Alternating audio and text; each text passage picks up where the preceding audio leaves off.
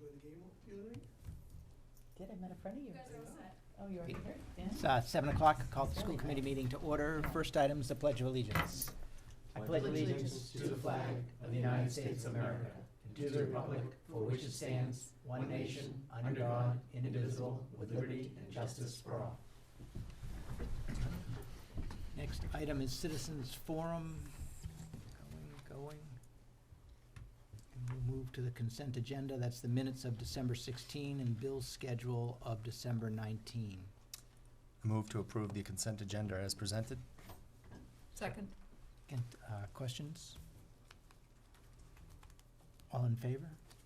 Aye. Carries 4-0. We're skipping over item 5 and going to item 6, the FY20 budget update. All right. Hello. Aye. Hi. So I just have two quick things to update you on. The first thing is, so in your packet, you'll find the year-to-date budget.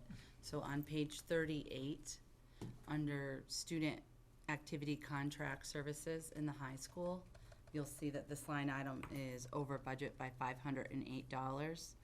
And this is the fee to participate in esports. Esports wasn't put in the budget this year. So that's the overage. And then other overage that we have is our out-of-district tuitions. So we just had another student going to an out-of-district school, and that's going to be an increase for this year of $23,332.50. So at this point in time, we will take the funds from school choice revolving, and we'll take a look at it once we hear back about the extraordinary relief from circuit breaker, and then we can readjust how we're going to allocate the funds at that point in time. And I also included in your packet the forecasting out for circuit breaker and school choice, so you could take a look at that with the changes. Questions? One other thing, what we thought we would do is at the first meeting in February is refresh everybody's memory about all of the changes that we've had from the beginning of the year so that we go over them, and so we'll bring the whole list of changes that we brought forward.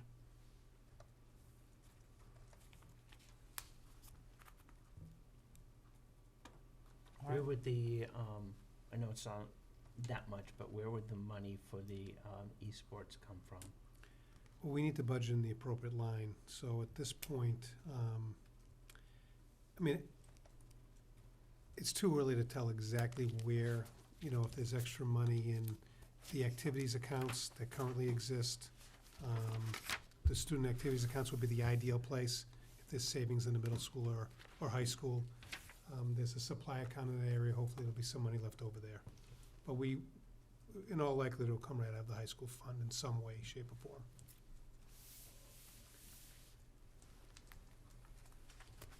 Questions? Next item is discussion on the presentation for the FY21 budget. So I could just say, so what we're gonna present at the meeting in January is the budget. But what we'd like to do, we're drafting in the narrative that we do every year, that 3 or 4 page narrative. And what we're hoping to do is have 1 or 2 school committee members meet with us over the next couple of weeks just to get input. I know, Kristen, you did a lot of that last year, and we'd love to be able to sit with you, Nancy, and myself, and if someone else wants to join us, just to kind of craft the message we want to give this year. Do you want to join? Nobody jump. It can be just. I'm fine if You were it's great. just me. That was good. Fine. All right, we'll reach out to you and talk about that. That's fine. Are you guys tied up? Any interest? When did you want to do? Sometime in the next 2 weeks. Yeah. I might be able to. Okay. We'll reach out, set a If- time. If not, it's another set of eyes more than anything Yeah. else, then I can, but. Okay. So in your packet, the first sheet we can look at are the changes that I've made to the FY21 budget to date. Does everyone see that? Which one is Is it? that number 8? Or What- It yeah, says what- FY21 B. budget changes to date right on the Oh, top. okay. I see. Okay. So I kind of I'll go through it quickly as to changes that we made. We took out $9,600 under the high school IT line, so the max for video production and Chromebooks for Spanish in the high school. We took out the Arbiter software for athletic officials for $1,500. I found an error in salaries for the facility director, so I revised that. And same thing with the IT director, I revised his salary. We lowered the substitute line in the high school by 10,000, because that was incorrect.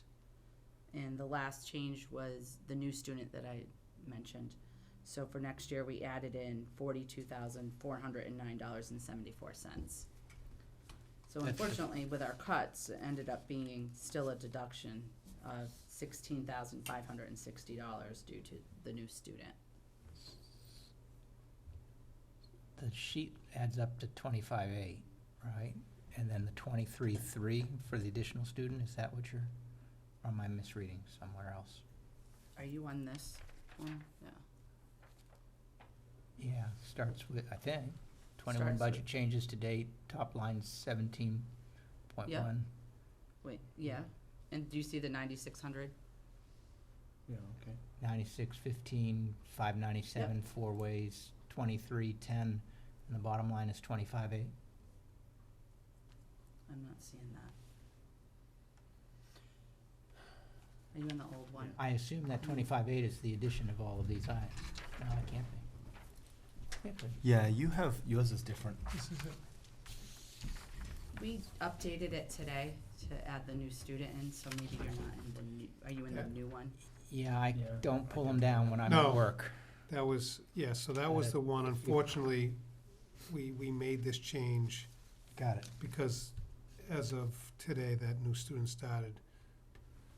So it's an increase overall of 16,000, approximately 16,000 from what we presented at the last meeting. And the 42 is different than the 23. It's a full year tuition.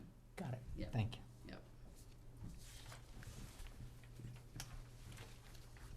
So then the next page we can go to is the cover page, this one.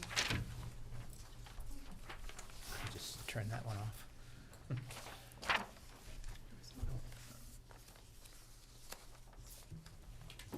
You good? So I highlighted in yellow so you can see what's been changed since last time we met. So the top stayed the same, the bottom is what changed. So our budget projection for FY '21 is $18,661,286. So our overall increase is $1,005,153. And our increase to out-of-district tuition is $406,485. Does that include the 42? Yes, it does. Yep.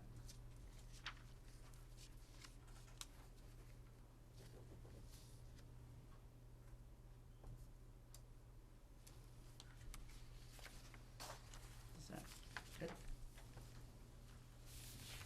And then next page, this one with the income revolvings and grants, blue. All right. So the income stayed the same, the revolvings and grants all stayed the same. The only difference is the projected budget gap. So it went to $565,409.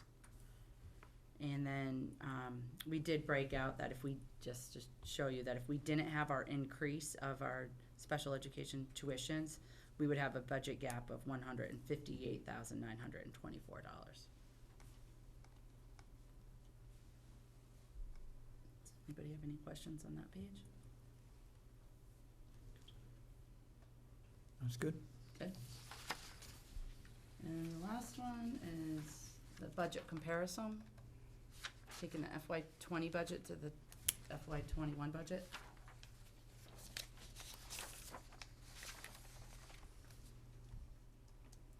And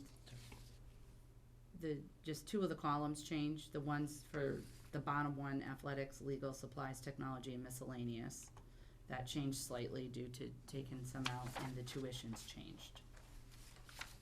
And that just shows the breakout of the categories for salaries, transportation, facilities, the tuitions, and the miscellaneous of athletics, legal, supplies, and technology.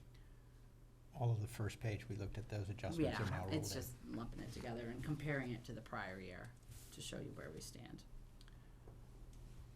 So it's gonna be my recommendation that we make no more changes before the next meeting.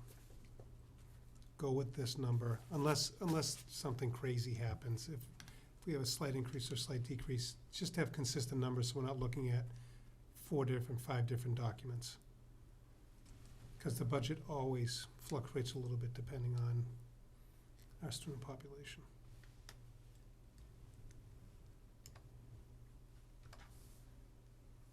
Questions? So where do you think this gap is? What are you thinking on filling the gap? So I think this is a larger conversation, not just for the school committee, but for the town as well. This is unprecedented to see our out-of-district costs go up this dramatically in such a short period of time. And the problem that we have is the relief we get from the state does not kick in. So whatever that $400,000 we spend next year, we do not see the circuit breaker money till the following year. So we have that gap of time. So I do think we need to have a serious conversation with the town about the circuit breaker, the special education stabilization account at the town. Now, I know we have revolving accounts, we do have money in revolving accounts. But if we had to take, if we want a level service and then pay for all these additional costs of special education out of school choice and circuit breaker, it's gonna wipe those accounts out very, very quickly. And so I just think we need to have an approach. First of all, we're gonna get extraordinary relief hopefully this year, which will help to offset this year's cost.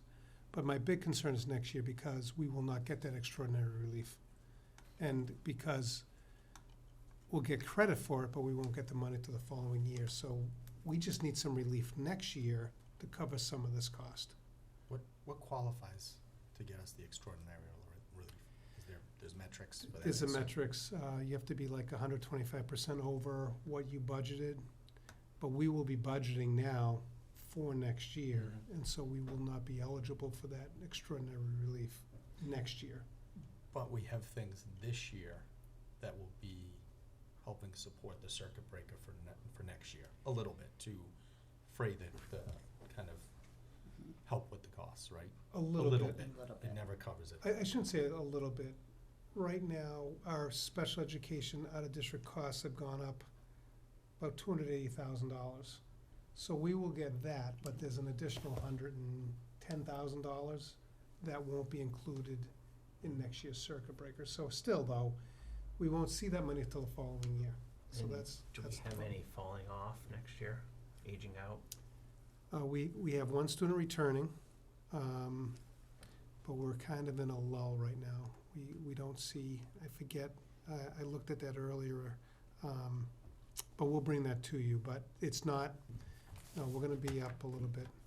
And there's also potential for potentially a couple of, at least one other student potentially going to an out-of-district placement as well.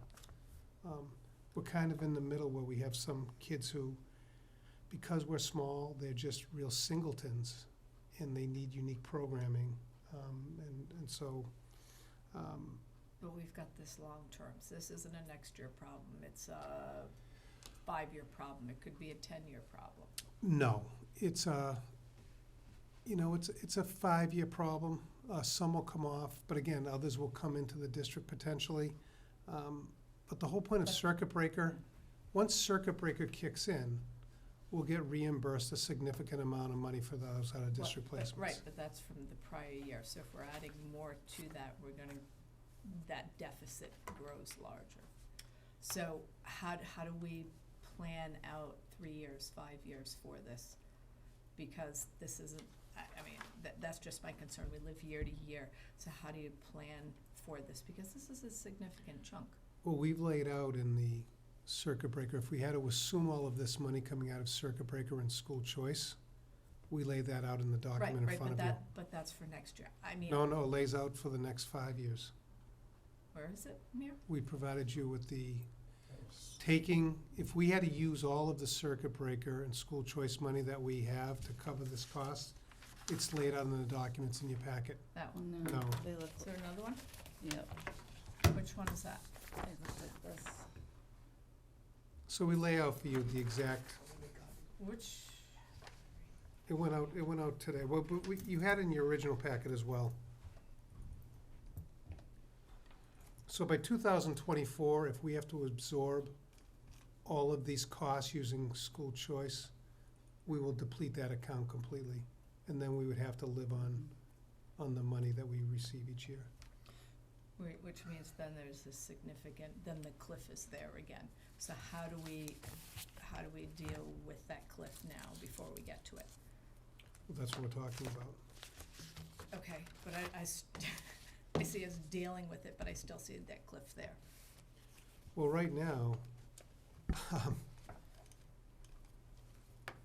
we only have so many ways to bring money into the system. Agreed. So you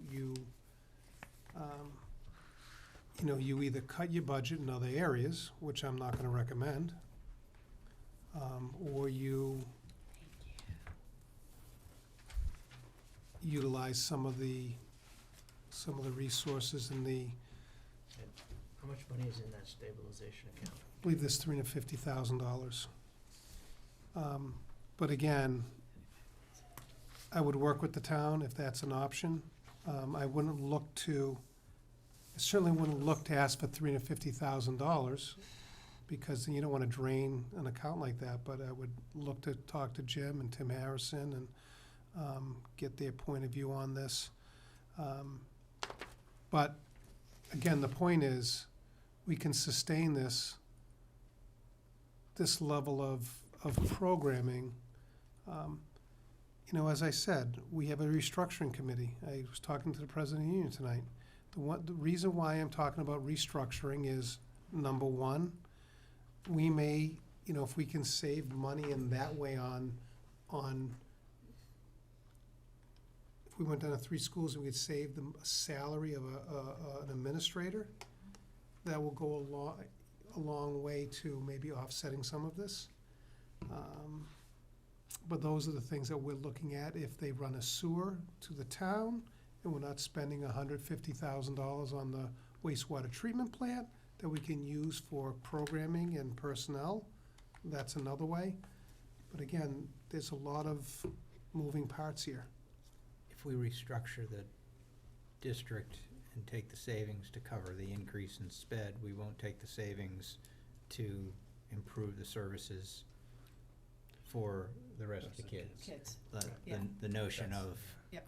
curriculum coordinator or Mhm. Or whatever other. else.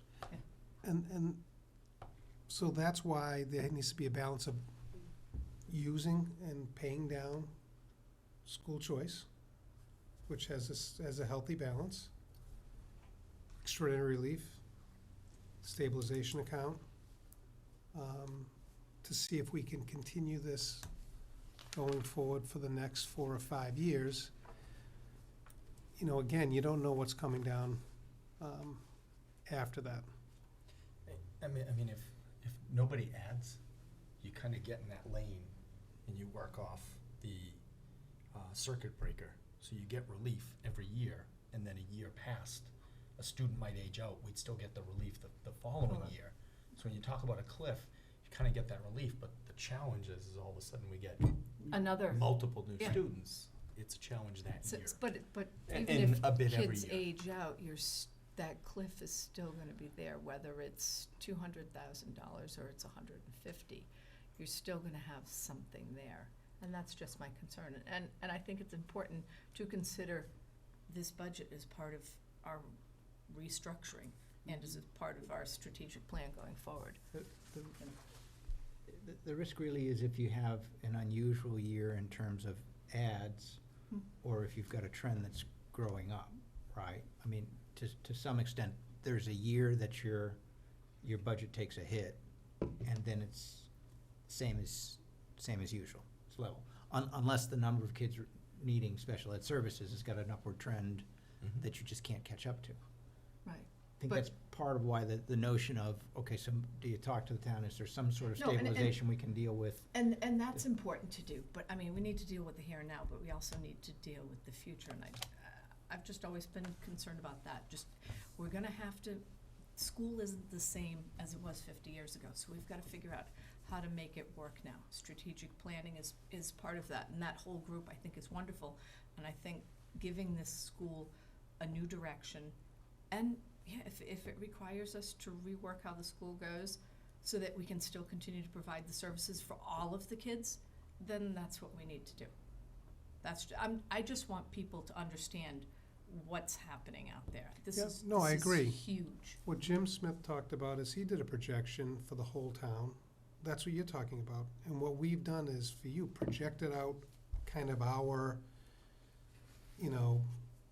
anticipation over the next 4 years, if we continue to get $400,000 from the town, $30 from the state, utilizing school choice, utilizing circuit breaker, you run out of reserve funds.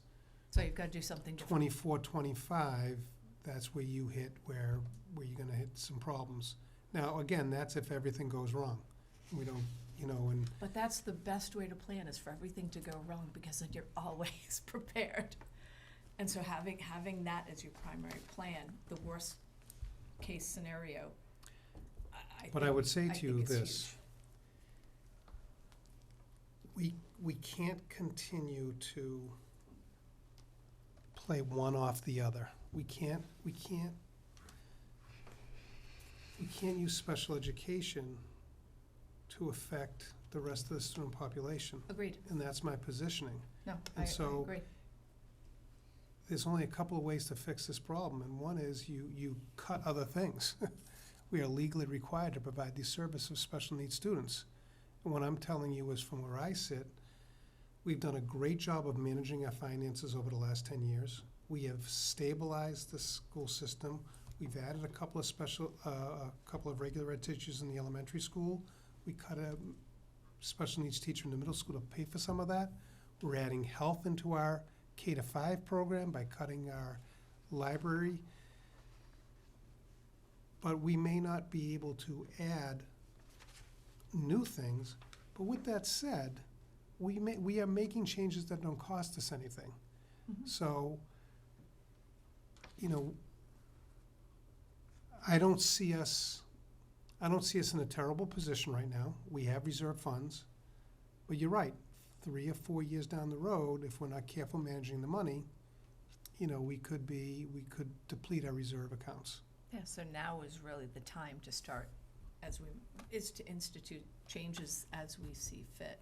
And that's, we can't wait 3 to 5 years for that. And that's why I talked But about yeah, I think restructuring. that's, we're doing that I know, now. and We're that- looking but- at it, but we don't have the luxury now to say, well, where do we, how do we don't have Right. pockets of money to reallocate Agreed, right but, now. and again, that's something people need to understand Yep. too, is that this is coming down the road. It's got to come down the road. But Can't do business as usual. that's why we have the restructuring Yep. committee. That's why it's my recommendation that, with the population the size that we have, that we don't have the money in 2024, 2025 unless we do some changes. And so that's why they have that committee. That's why I see real benefit to looking at going to 3 schools. But again, at some point, then it'd be a shame to cut I just don't see where you cut the district at this point any further. How hard would it be to go back a few additional years? I'm looking on the budget comparison, and we see a 52% increase in special ed tuitions. I'm curious what that line is as a percentage of the overall budget in the year. Yeah, so how has that been? Yeah, 'cause like I said, 2 years ago it was over $1 million. So what I'm wondering is it a trend? Is this of one bit is it bouncing all over the place. And you can't really do it with 20 and 21, but if you could go back a few, For that, same for format. special ed, I can do out-of-district that. placements? Sure. I can take a look, absolutely. It's interesting, I was given a report that goes back to when I started, 2010, and in 2010, I forgot this, but in 2010, we spent 14.5, in 2011, we spent 14.1, and in 2012, we spent 14.2. So that was a crazy time, that's where we laid off all the teachers and did all those changes. And we've slowly worked our way back up by great support from the town. But I think Kristen's right, that the community needs to know that we could have a problem 4 years down the road. But right now, we've got good reserves, and we should be able to maintain the programming that we have, look at the restructuring of the district to maybe reduce down to 3 schools, and manage our funding and managing our expenses to keep this projected path that we've been on for the last 7 years.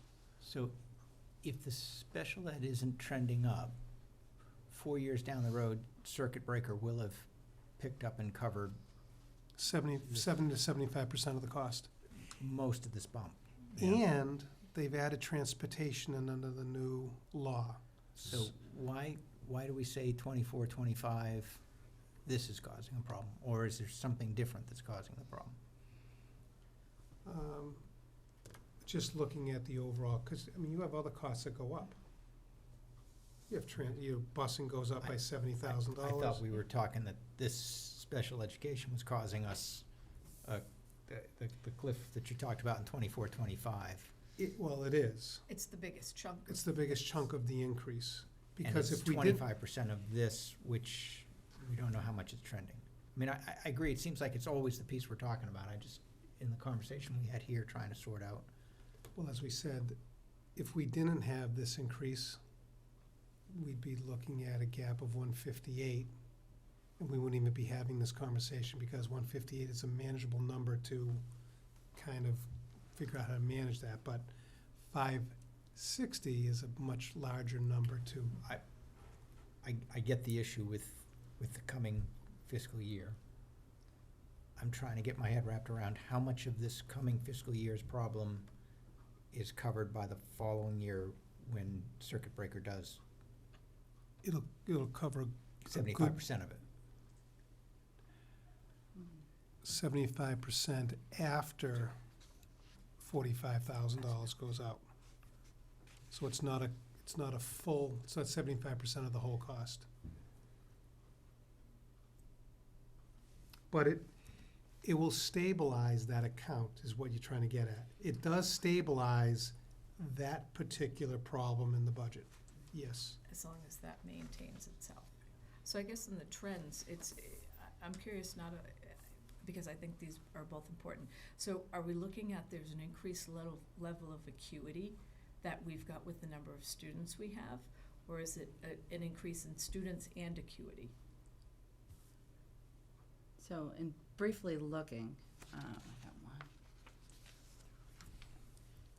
one. One will drop off in 2022. 3 will drop off in 2023 at the end of the year. And then after that, a long time, like pretty. It was an unusual year in that several of these were pretty expensive. But again, I don't want to, I'm not looking to have scare tactics or anything like that. I'm looking to make sure that we have money in our reserve But it's accounts. important to plan. I think we are planning. I think that's exactly what we're doing right now. We're planning. We're looking at our structure. We're looking at our overall organizational structure. But it's We would also- have enough money. It's also reality, too. It's Right. not a scare tactic. Right. This is real. But we don't have all the figures at this point in time to really be able to say. But Right. worst case scenario, if everything went south, we would be able to maintain our current working structure as it exists right now for the next 4 years. So that's a good thing. And then we just have to like I said, you have two big things coming down the road. If we can reduce the number of schools to 3, there is some overhead where we can have some savings that we can utilize in a different way, hopefully for enhancing program for our kids.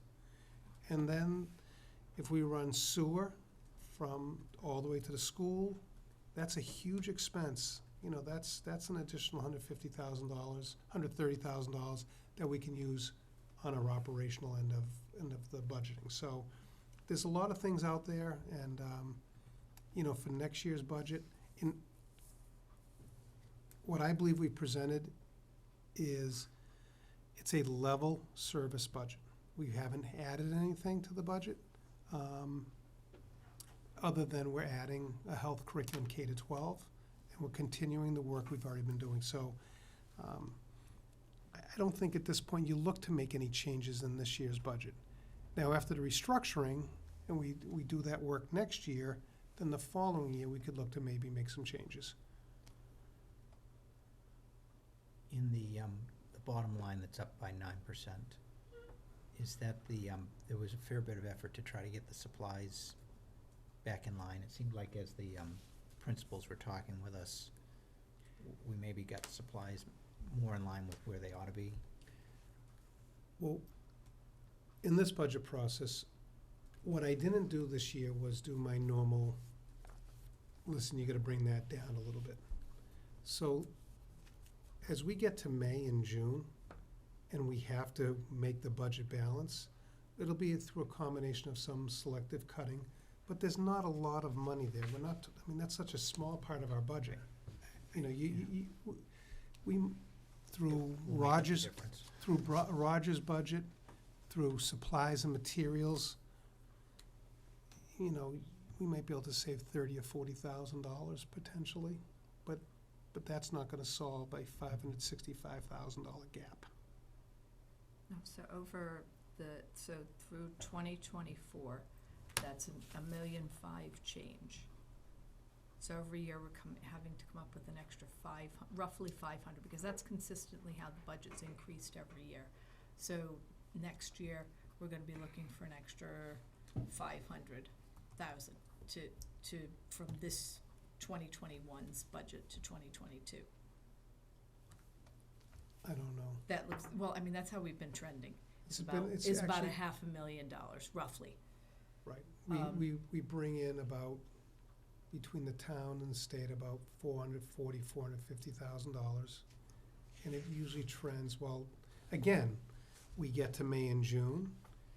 Like I said, last year, we reduced our budget by about, we were in the same position as last year, but then we ended up reducing our budget, finding savings.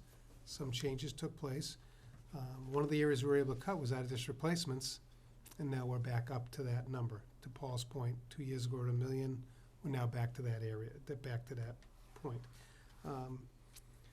So, again, we'll have a larger revenue stream coming in from circuit breaker the following year, because we'll have the full effect of that $400,000 increase in circuit breaker. So our circuit breaker number is gonna go up by, plus transportation, you're gonna get a significant boost in circuit breaker to offset some of these costs the following year. So it's hard to compare Okay. year-to-year So then, revenue. even with that, if we're getting a significant chunk, say we're getting, what do you expect? 260. No, won't be that much, but 75% is 3 minus the 45, Mm-hmm. something about 260. it's only a few kids. So yeah, you're probably talking a bump of about $250,000. Okay, so then we're still off by $250,000 each year, so 750 to $1 million change over the next 3 budget years. When we budget, remember, we're conservative in our spending, so at the end of each year, although we continue to cut back electricity in those areas, there will be some money remaining in the overall budget at the end of this year. And so, I think we have tracked what, if we don't make any changes, we tracked out how quickly we'll go through our reserves, but there are a lot of moving pieces.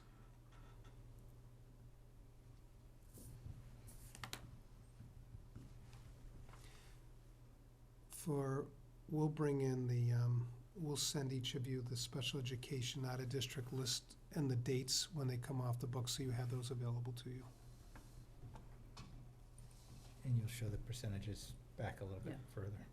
Yep. Yep. In some ways, I think more than the numbers, the dollars, I'm curious whether they're going up.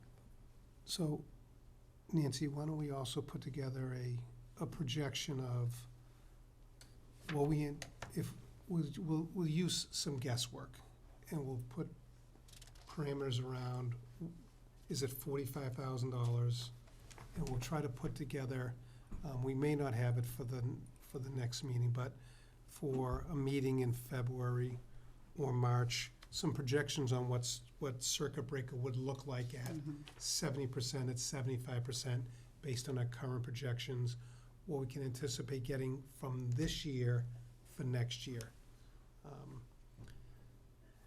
Again, if you have a student who goes out and it's partway through the year, and you lop off $45,000, that 75% of that difference isn't as high as when it's the full tuition. So we'll put some projections in that as well.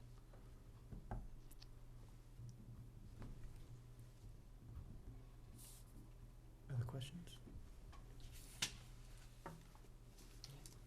Thank you. Thanks, Nancy. Got some positive news for your update?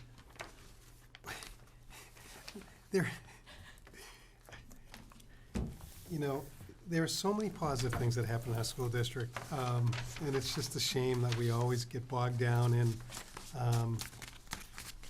there are just some great things.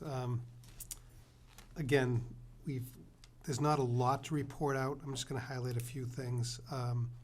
The 5th grade band concert is January 15th at 7 p.m. as long as there's no snow. Ski club started. 89 students are participating in ski club this year. I think we need to find another chaperone. Vanessa Hurley, she was involved in writing that $58,000 grant for the engineering program at our middle school. She's been invited to speak and be a presenter on March 10th in Austin, Texas. So they're flying her down with a group from Boston, and she's going to speak, which is really exciting. So we're pretty excited about that. Let's see, over the Christmas break, the new phone system was successfully updated over the Christmas break. That's a combination of capital funding from the town and through the E-rate program. We also added all new computers purchased for the middle school. They've all been installed as well this year. No change to any of the phone numbers? No just new changes in the phone system? number, just you forget about these things, but these systems last about 7 years, then you have to update them. So E-rate was great, came in, and the capital fund came in very handy. We've talked about that oil delivery system, the pumping system from the parking lot. Well, that was installed during the Christmas break, which is great news. And the plow for the gator has come in and will be installed over the next week or so by our crew.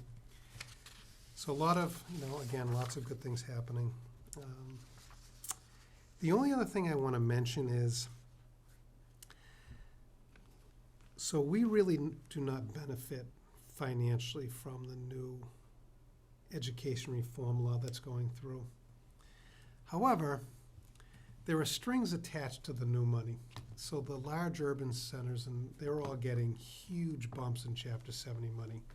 This year alone, most of the big urban centers got about $860 per pupil increases, where we got $30 per pupil. But with that, they want to make sure the money is being spent well. So in the law, each school district needs to develop a district evidence-based 3-year plan in conjunction with the school committee. Now, there is we have no information on what this is supposed to look like or how this is supposed to go down. Somebody thought it sounded good. Well, I do think that if you're going to give millions and millions of dollars to a school district, you'd like to make sure that, you'd like to know how that money's being spent. And so for that, I understand that. But for 85 to 87% of the districts, status quo, no changes. We're getting $30 per pupil. So I don't know what this is going to look like. We're waiting for a template from DESI. We're anticipating that district like ours would have a short form plan, because a lot of the things don't apply to us that they're looking for. We don't have large discrepancies in subgroups. So we don't, so I'm just bringing this to your attention so that I would imagine we'll all be scrambling because it's January and we have no template and nothing to go by. 3-year plan for what? They're looking at establishing targets and outcome measures for addressing persistent disparities in achievement among subgroups. They're looking at identifying specific and evidence-based programs the districts intend to implement to effectively reduce this disparity. Really doesn't impact us.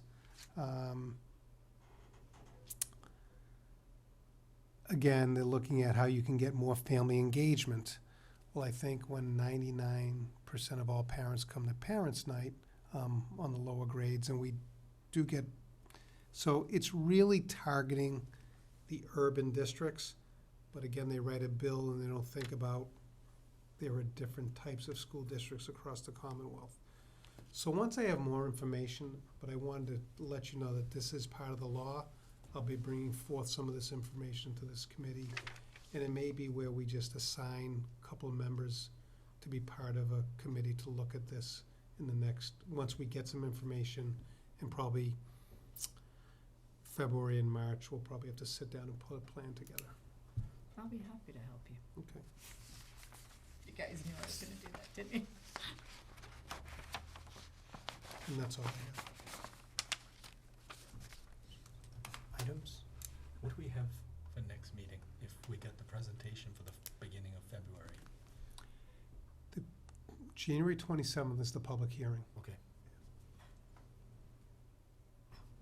Be nice if people came. That helps. I'd love, come, ask, yeah. Yeah, I want people to know what's going on. The It's huge. 30th, we'll do the start of it. I'm sorry, yes, we're going to do interest-based bargaining training on the 30th. Paul and Bruce and myself with the union. It'll be a 5 or 6 hour training. We're gonna start at noon on the 30th. And it's really great because, you know, a lot of districts in the area are really struggling with negotiations with their unions. There's been a big push at the state level to really be more contentious. Our union is, both of our unions are very, very good partners, I believe, and they want to do interest-based bargaining. They're not interested in having contentious negotiations. So we'll do that training and start scheduling dates for our negotiations for the STA. And Pete's watching this, he surely shouldn't laugh, but if this, you know, we're thinking of him and a little giggle while he's recovering. Yeah, All the Yeah. best to him. yeah.